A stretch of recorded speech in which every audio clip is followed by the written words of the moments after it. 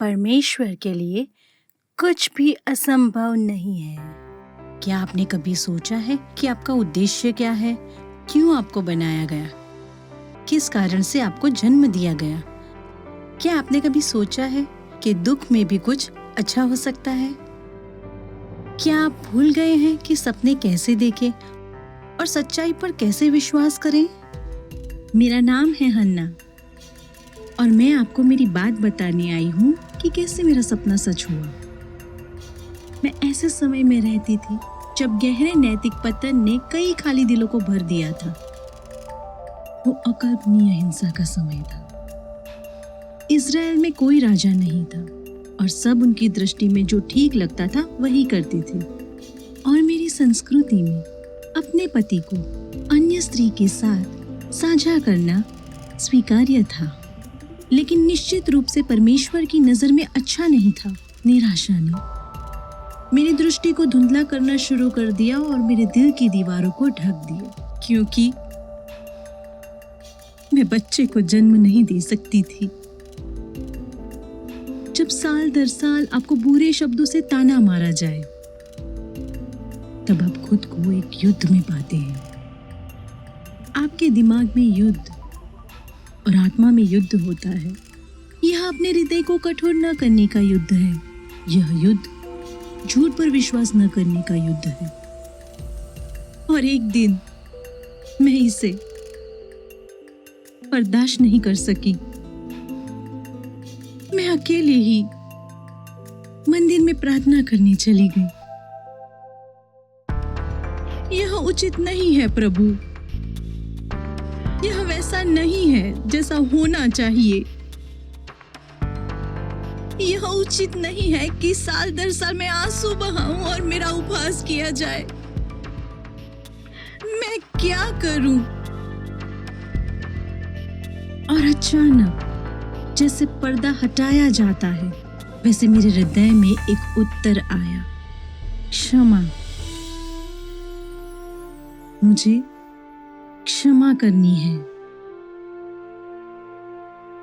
और तभी मुझे एक ऐसा निर्णय लेना पड़ा जो मेरी समझ से बड़ा था।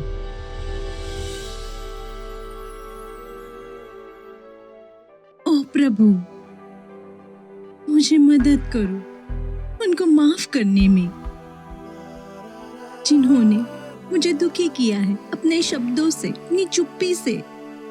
मुझे मदद करो कि मैं आपको माफ करूं। मेरे गलत हृदय के लिए मुझे माफ करो और मुझे धोकर शुद्ध करो। मेरे सपने को मरने मत दो।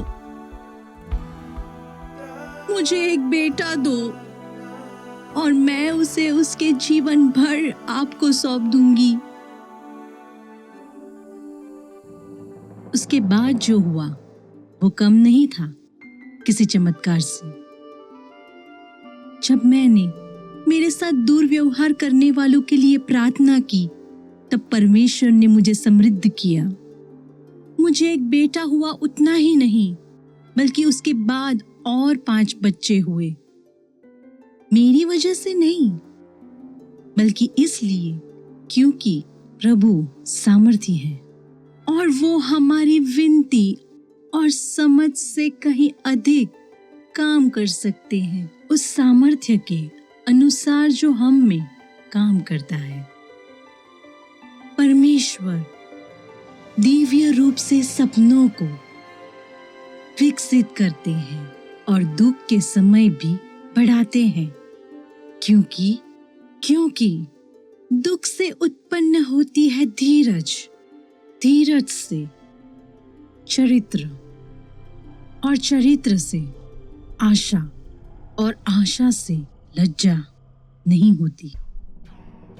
इतिहास इंतजार कर रहा है कि सपने देखने वाले जागे और लहू से खरीदी गई उनकी स्थिति को ऐसे लोगों की तरह ले जो पूरे दिल से विश्वास करते हैं कि परमेश्वर के लिए कुछ भी असंभव नहीं है।